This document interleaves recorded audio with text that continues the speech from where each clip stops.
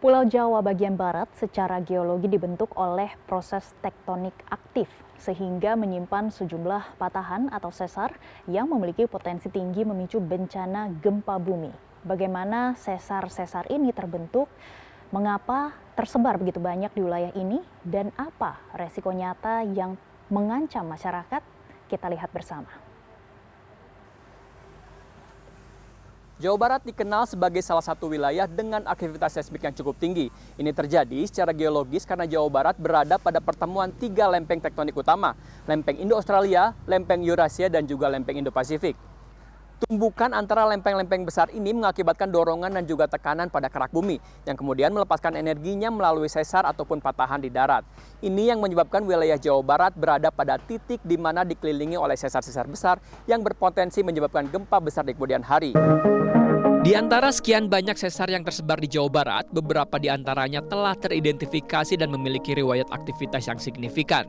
Sesar Citarik misalnya adalah patahan aktif yang terbentuk sejak sekitar 15 juta tahun lalu. Sesar ini membentang dari Palabuhan Ratu hingga ke Bogor dan berpotensi memicu gempa di wilayah padat penduduk seperti Jabodetabek. Sesar Citarik diduga kuat menjadi penyebab gempa Kalapanunggal dengan magnitudo 5 pada tahun 2020 dan gempa magnitudo 4,1 di Kota Bogor pada tahun 2025. Lalu sesar Cimandiri yang dikenal sebagai salah satu sesar paling aktif di Jawa Barat. Patahan ini membentang dari Teluk Palabuhan Ratu hingga ke Padalarang. Nah, sebenarnya kalau dilihat dari paling aktif yang mana itu, kita belum bisa memastikan yang mana yang paling aktif karena kita harus lihat juga dari periode ulangnya, seperti itu. Namun kalau misalnya dilihat dari panjangnya, besarnya itu memang seperti Cimandiri. Cimandiri itu panjangnya mulai dari Sukabumi sampai Kabupaten Bandung Barat itu cukup panjang, besar. Berarti potensinya juga besar, seperti itu.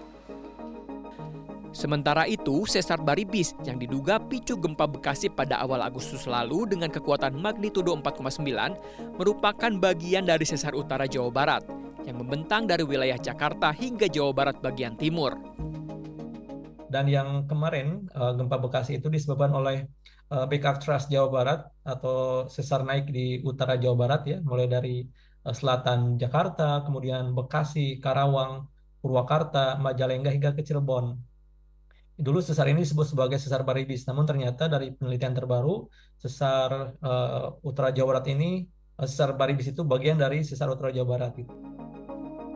Namun belakangan sesar yang disebut-sebut berpotensi memicu gempa dengan magnitudo cukup besar adalah sesar Lembang. Sesar ini adalah patahan aktif sepanjang 29 km yang melintas di kawasan padat penduduk di Bandung Raya. Sesar ini memiliki laju pergerakan yang relatif lambat, namun menyimpan energi yang berpotensi dilepaskan dalam gempa dengan kekuatan magnitudo 6,5 hingga 7. Sedangkan di selatan Jawa Barat ada sesar Garsela yang membentang dari selatan Kabupaten Garut hingga ke selatan Bandung. Sesar ini dianggap sebagai salah satu sesar paling aktif dan memiliki 2 segmen, yaitu segmen Rakutak dan Kencana. Sesar ini diduga menjadi pemicu gempa magnitudo 5 yang mengguncang Kabupaten Bandung dan Garut pada tahun 2024 lalu.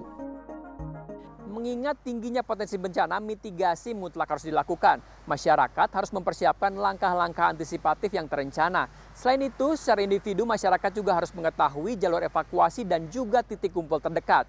Siaga bencana juga peralatan darurat yang diperlukan harus dipersiapkan. Badan Penanggulangan Bencana Daerah atau BPBD Provinsi Jawa Barat bekerja sama dengan pemerintah pusat, Badan Geologi, BMKG, dan BRIN mengaku telah memiliki rencana kontingensi dan pemetaan jalur sejumlah sesar yang ada di Jawa Barat. BPBD juga telah melakukan edukasi dan sosialisasi kepada masyarakat terkait mitigasi bencana. Di kita sudah sering melakukan, tetapi ini mungkin kita akan lebih tingkatkan lagi ya, terutama kemarin banyak isu-isu ya yang berkembang terhadap sesar-sesar tersebut. Misalnya kita pertama melakukan dari tingkat masyarakat anak-anak dulu lah ya yang rentan. Nah, kita dengan teman-teman Disdik membentuk SPAB ya, Satuan Pendidikan Aman Bencana ya, yang notabene mereka dilatih bagaimana minimal ketika dia terjadi bencana, bagaimana cara keluarnya, bagaimana menyelamatkan dirinya, bagaimana melindungi kepala atau segala macamnya ya. Nah, itu kita lakukan, itu terus kita lakukan, dan ini intensif kita lakukan, hampir tiap minggu kita melakukan hal tersebut. Dengan upaya mitigasi yang tepat dari berbagai pihak, diharapkan masyarakat tidak perlu khawatir, namun tetap waspada dan bersiap untuk menghadapi bencana di masa mendatang. Tim Liputan CNN Indonesia.